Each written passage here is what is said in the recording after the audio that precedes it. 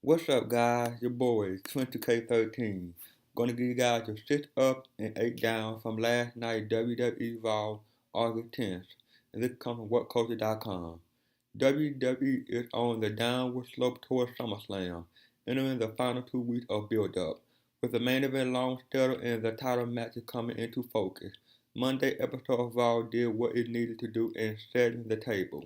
It wasn't pretty at times, but it got the job done. Confirmed for SummerSlam is a massive Divas match that could either be a total mess or a total revelation. Also set are two multi-man team title matches for the Intercontinental and Tag Team Championship, while a WWE World Heavyweight Championship versus United States Championship bout is all but confirmed. Raw got all of this put together, but it also serves to remind fans of the things that drive them crazy about WWE programming these days. Over-the-top hyperbole, unfunny humor, unclear roles, and inconsistent booking. One or two of those on an episode of Raw is forgivable, but unleashing all of it on one show is made for a watchable but frustrating episode. Thankfully, SummerSlam looked promising, so what had fans chanting yes, and what left them rolling their eyes? Let's find out. Down. Number 8. King Jabba the First. If you go back into the annals of WWE history, you will see that Bad News Bear ascended to the throne and became King of the Ring by defeating Neville. That story confrontation took place more than 3 months ago.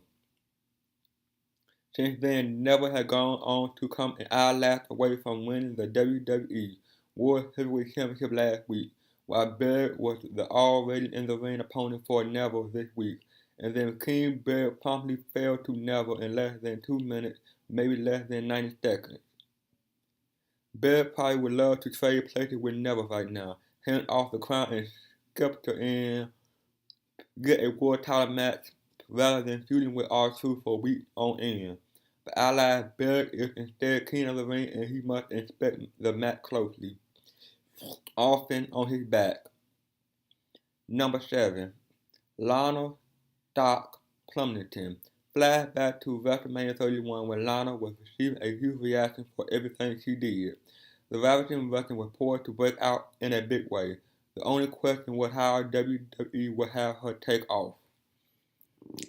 During the past couple months, we've seen Lana and Rusev and Dolph Ziggler get looped into an awful storyline that seems to be permanently stalled. Unfortunately, circumstances which rendered the angle immobile. Rusev injured his ankle and returned to action just in time for Ziggler to leave to film a WWE movie, which had left those on television spinning their wheels. Monday, Lana came out for commentary during a Rusev Mark Henry match that ended after a minute when Lana and Summer Rae began tangling in the ring. The segment ended after Summer put Lana in the accolade nook. We get that the angle can't really advance until Dolph returns, but it just doesn't help to have things continue on this hamster wheel. Lana still gets a good reaction from fans, but you can't help but feel that this storyline is in a political loop. Number 6. A meaningless prize. Believe it or not, the criticism for the super threat match between Kevin Owens and Randy Orton and Cesaro is not directed at having Cesaro lose or both he and Owens taking consecutive RKOs. It was a good match, and Orton is a 12-time world champion, so it's believable, and all three men look strong. The problem is that the winner got a WWE World Heavyweight Championship match later that night, which then ended in a DQ. It's the old tactic of not delivering on what you promised. If you're going to put three guys through a tough match for the purpose of a title shot, then at least deliver a good title match with a finish, not window dressing for the continuation of the Orton-Sheamus feud. Hell, even if it had been Cesaro winning the super threat and Orton interfering, that would have at least been different, although not much better. Number 5. Move like Cena. It's nice to see up-and-coming superstars aspiring to succeed John Cena at the top of the card. After all, Cena is approaching 40 and won't be the top guy forever. whether it's age or injury, Cena will eventually have to hand off the mantle. And some guys are taking steps to assume that role.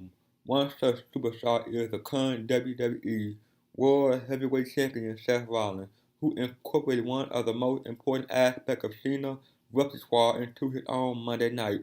Rollins turned to the big screen and declared that he had a live via satellite interview with Cena, only for it to be a still photo with the mouth moving and providing hilarious commentary about giving up.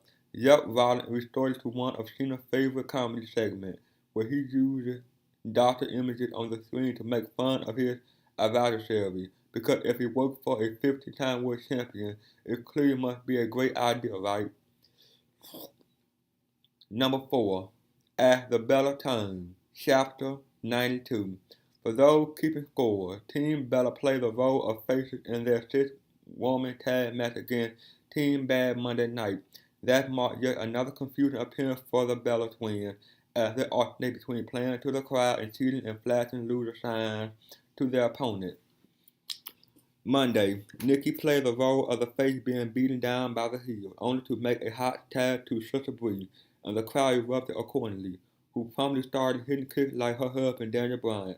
This isn't meant to fault the fans for cheering, or even the Bella because of it. Fans cheer heels all the time. See Owens, Kevin, and Lesnar, Brock. But it's what those wrestlers do when they being cheered that defines them. The Bellas have been portrayed as stuck-up heels who have used the number game to dominate the Diva division. They very clearly are the villainess in this story. Team Bella doesn't need to demand that they get booed, but do some basic stuff to show they still the bad girls. Look at Naomi, Sasha Banks, and Tamina. They were getting cheered too, but they took cheap shots when they could to remind everyone who they were. The Bellas should take note. Number 3. Emailing it in. Another week, another episode of Raw without the WWE World Tag Team Champion competing. This marked the third consecutive week that the primetime players have made an appearance on Raw without stepping into the ring. The previous 2 times on commentary, but Monday night, primetime players made their appearance via the power of social media, providing some Instagram photos for the announcer to put up on the screen and plug how the tag champ visited with defending NFC champion Seattle Seahawks player earlier that day. Titus O'Neil and Darren Young made a very small appearance backstage during the New Day vs. Los Matadores match, taking note on the team, but that was it. This might have to be one of the most important title holders in recent memory.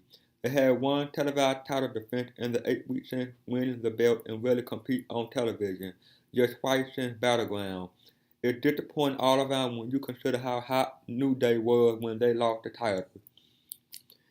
And primetime players have brought the tag team division to a grinding halt. Number 2. Who remembers Team Hart Foundation?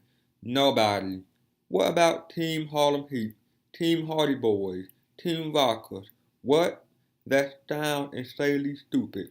Well, you would be correct, but that doesn't stop WWE from prefacing the name for many of its tag teams in fashion with teams. The punctuation on it came when Michael Cole announced a 3-team Diva elimination match for SummerSlam that has the potential to be a show stealer, and while the match itself is great news, hearing Cole announce the faction just graded like nothing else. Team PCB, Team Bella, and Team Bad. Come on. This is ridiculous. Someone in the back had to realize how stupid that stuff sounds. Team Bella makes sense since it's the twin last name, but couldn't they just call the other 2 Team PCB and Bad? Couple this with Team Hell No and Team Rose Scarlet and you got an epidemic when it comes to naming tag teams. Number 1. A history lesson. WWE loves its hyperbole, that's for sure. You'll often hear the announcer talk about how they just watched one of the greatest title matches in WWE history, and then it's immediately forgotten 2 weeks later. They hype upcoming matches as being huge, must-see affair, and while the impending Undertaker vs. Brock Lesnar match might be the biggest fight of the summer, WWE went way over the top Monday night. During the opening to Raw, Michael Cole declared that the Taker Lesnar bout was the most anticipated rematch in history. Not one of, it was the most anticipated rematch. This might be a big time match, but it's laughable to put this match on such a pedestal. Hulk Hogan and Andre the Giant had their WrestleMania 3 title rematch on the main event in February 1988, with 33 million people watched on television. 33 million. That is how you define the most anticipated rematch in history. Unless 32 million people suddenly subscribe to the WWE network in the next 2 weeks. It's just the usual hyperbole. Up number 6, worth the $9.99. Despite some seriously scatterbrained writing this week, SummerSlam is actually shaping up pretty nicely. However, this isn't the result of some brilliant booking strategy or clever writing. It's an embarrassment of riches when it comes to talent, brought in by the return of two part-time megastars. Obviously, Brock Lesnar vs. Undertaker is a major draw for the show, and the not yet confirmed John Cena vs. Seth Rollins title for title match could easily be a classic. The three-team tag divas match has the potential to steal the show, while the mini Shield vs. Wyatt family tag match should not disappoint. Throw in multi-man team matches for the Intercontinental and Tag Team Championship, and you have a pretty decent card already.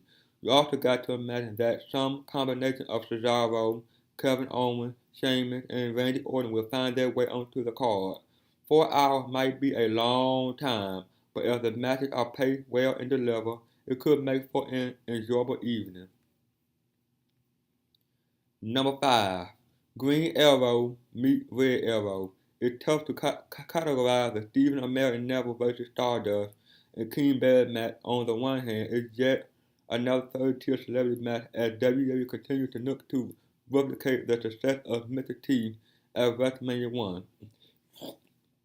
On the other hand, WWE actually showed an actor who is young, is physically fit, and is a pretty big wrestling fan. All of that bodes well, though it's still a celebrity tag team match. You could hear Triple H mocking the idea of Neville and Amell teaming up and blowing Amell off as just an actor who in over his head in WWE. That's a welcome departure from Hulk Hogan, selling a Jay Leno armbar or John Cena wrestling Kevin Federline. Credit to Amell for pointing out that he's just a man standing up for himself and offering to sign whatever papers are necessary to be able to compete. Criticize this storyline all you will, and there's plenty to criticize. But once you inside the bubble, at least they are trying to make it look like Amell is entering the lion's den, unlike how it was portrayed on SmackDown last week. Number 4. Using your briefcase. After complaining last week about Sheamus treating his Money in the Bank briefcase as an accessory rather than a golden ticket, the Celtic Warrior proceeded to not only cut a promo about how he could cash in his briefcase at any time to become a world champion. He tried to do just that.